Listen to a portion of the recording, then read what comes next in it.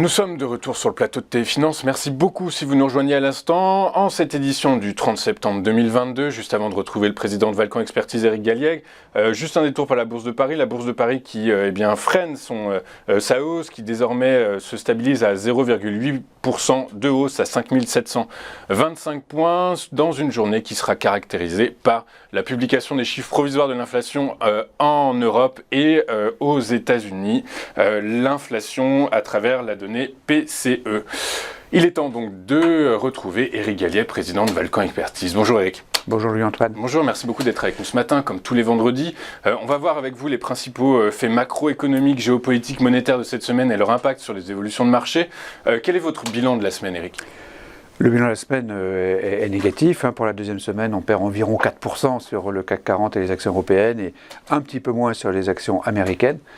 Entre deux, l'euro a baissé à nouveau de 2% en touchant 96 centimes pendant la semaine. Donc c'est clairement dans une situation de phase corrective avec une augmentation progressive du stress. Une augmentation progressive du stress qu'on va voir à travers votre première news. La première news, c'est le plan de soutien britannique ouvertement critiqué par le FMI pour son caractère dispendieux, un plan d'urgence. C'est effectivement le premier point de l'actualité qu'on a relevé cette semaine et qui est bien sûr négatif. Toutes les actualités sont négatives malheureusement cette semaine à nouveau, mais aujourd'hui ce qu'on peut signaler d'abord cette semaine c'est la crise financière de la Grande-Bretagne. C'est une vraie crise financière, je pense qu'il ne faut pas en minimiser la portée.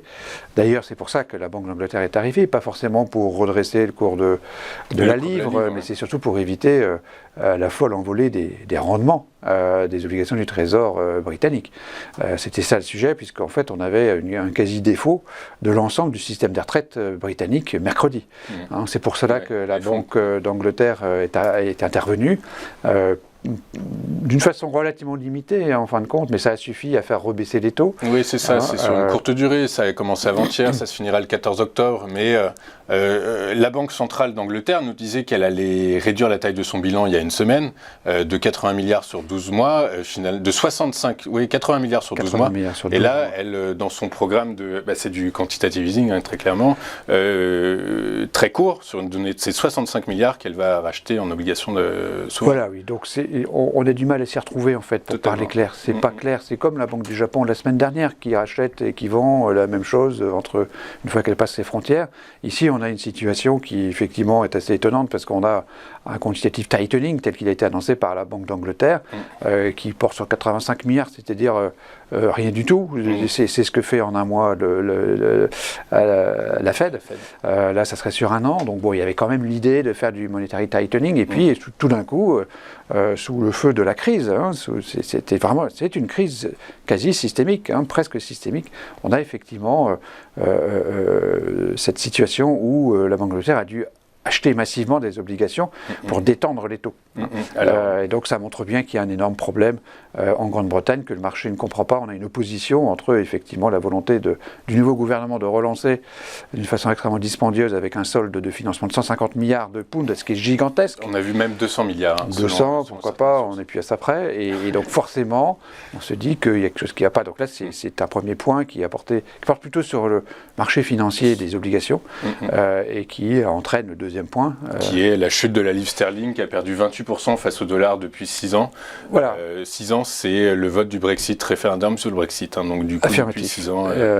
oui, on a donc une situation d'un pays qui décline. C'est pas pour, insulter nos amis britanniques. On sait que ce sont des frères ennemis, comme on dit. Les meilleurs ennemis. Voilà. Mais je vais montrer ce graphique parce qu'il me semblait intéressant de voir ce que représente un taux de change entre deux monnaies, entre donc la livre britannique et le dollar américain. Donc on est passé de 2,8, c'est-à-dire 3, un petit 3, à 1. C'est-à-dire qu'en gros, la taille de l'économie britannique, toutes choses égales par ailleurs, a été divisée par 3 par rapport à la taille de l'économie américaine au cours des 60 dernières années. Donc c'est la très très longue période, 70 dernières années. C'est la très très longue période, mais ça montre aussi l'importance de la crise actuelle, puisque à 1,07 au plus bas ou autour, contre dollar, on avait touché les points bas des années 80.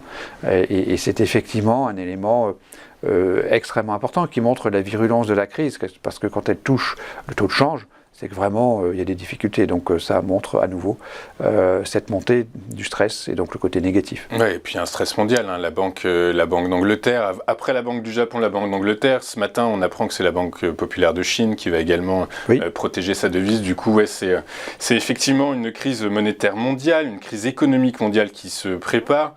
Souvent, dans ces temps-là, on assiste aux montées des extrêmes. En Europe, on le voit, en Suède notamment. On l'a vu la semaine dernière en Italie, puisque le résultat des législatives italiennes ont mis au pouvoir, alors on parle d'extrême droite populiste à l'heure actuelle, mais l'extrême droite populiste est arrivée au pouvoir en Italie. C'est pas une première, mais quand même c'est... oui, c'est le troisième point de l'actualité. Au registre politique, cette fois-ci, effectivement, donc une coalition d'extrême droite, on va dire. Bon, alors c'est vrai que les choses sont plus compliquées que cela. Le parti donc de Madame Meloni souhaitait obtenir les 2/3 des voix et ne l'a pas pour pouvoir réviser la Constitution, parce que l'Italie souffre, je pense, d'un système constitutionnel, d'une démocratie qui est trop parlementaire et pas assez présidentielle, alors que nous c'est peut-être le contraire. Mais donc effectivement, elle ne saura pas modifier la Constitution. En revanche, elle risque de prendre des mesures qui vont déplaire, effectivement, dans un pays qui effectivement est très endetté, mais a une situation économique qui est finalement pas si catastrophique que ça, loin de là, peut-être plus favorable finalement que la Grande-Bretagne. Donc bon, c'est vrai que c'est une nouvelle plutôt négative que de voir l'extrême droite arriver au pouvoir, mais dans la réalité, je pense qu'il se passera finalement relativement peu de choses. Mais aujourd'hui, dans le contexte de marché actuel où l'ensemble des risques s'accumulent ou même se réalisent, c'est bien sûr un élément plutôt négatif.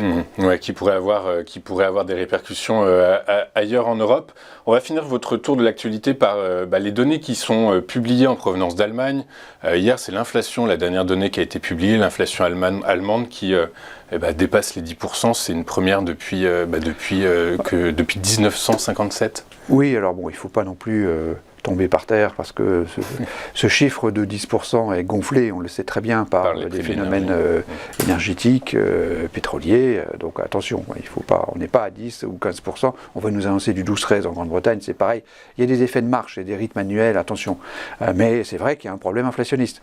Je le dis depuis le début, le problème c'est pas de connaître si on est à 10 ou 11 ou 12 ou 8 ou 9, c'est quelle est l'inflation sur laquelle on va atterrir après l'année prochaine ou les 2 prochaines années. C'est ça le sujet. Alors les prévisions sont de 8,8 je crois pour 2023 d'inflation en Allemagne.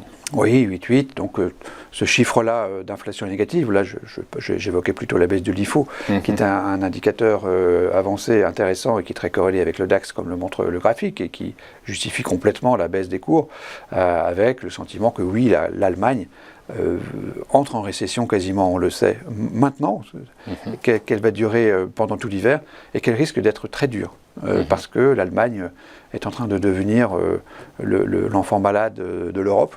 C'est paradoxal, puisque c'était clairement le modèle, et le modèle allemand est en train de devenir un anti-modèle. Et c'est effectivement en ce sens que cette chute de l'IFO est bien sûr une mauvaise nouvelle. On y rajoutera bien sûr les sabotages sur Nord Stream 1 et 2. Il y en a trop pour justifier donc, cette récession allemande. Ok, très clair. Du coup, on va s'arrêter à un -4 -4, c'est la note synthétique de l'actualité. Malheureusement, il y a nouveau pour la 2e ou 3e semaine consécutive. On s'enfonce dans des risques qui se réalisent en fait, progressivement, et qui s'additionnent, voire se multiplient. Donc c'est bien sûr négatif, mais nous avons atteint en fait dans notre méthodologie la probabilité la plus élevée que nous soyons donc dans la stagflation. Donc nous sommes complètement dans la stagflation et donc on ne dégrade plus en fait nos objectifs en quelque sorte. De retour sur le marché action en quelque sorte. Voilà, et donc on n'en est pas encore là. C'est-à-dire qu'aujourd'hui on est toujours à 0 action et on s'en félicite bien pour nos clients. Simplement, c'est vrai que si on devait baisser encore de 3%, on va dire, par rapport au niveau actuel, on commencerait à revenir tout doucement. C'est ça. À nouveau, on était à 0 action, on passerait de fortes sous-pondérations. Mais dans votre portefeuille d'investissement, on retrouverait de nouveau, ça fait un an qu'on échange. Un peu d'actions, ça fait un an que je suis à 0. En gros, on va de 0 à 100% en action dans notre modèle un peu théorique. Donc ça fait un an qu'on est à 0, on passera à 25. 25% d'actions dans votre portefeuille pour une norme à 50. Donc on serait toujours en sous-pondération. Mais pour l'instant, je le répète, on est toujours à 0. D'accord, très clair. Oui, c'est ça. On peut revoir le graphique puisque je crois que votre point bas, c'est votre point de retour sur le marché action, c'est 5650 points. Absolument. Ok, très clair. Merci Eric. Quelle est votre, pour l'instant, votre recommandation d'investissement? On la connaît. C'est 0 action. 0 action. Mais on se prépare. Mais voilà, donc ça veut dire que vous avez identifié des secteurs d'activité qui pourraient éventuellement rebondir plus que les autres plus rapidement. C'est la force des actions, c'est-à-dire qu'on a une multitude d'actions cotées, de concepts différents, de sensibilités différentes. Et donc oui, on commence à regarder les dossiers sur lesquels les investisseurs de long terme, qui sont nos clients, pourraient commencer à revenir avec les profits qu'ils ont pris lorsque le CAC dépassait 6000, 6005, 7000, ce qui était une folie. Et bien, avec cet argent qu'ils ont sorti du marché, on peut progressivement commencer à revenir. Paradoxalement sur les dossiers jugés les plus risqués, parce que c'est eux qui sont les plus matraqués.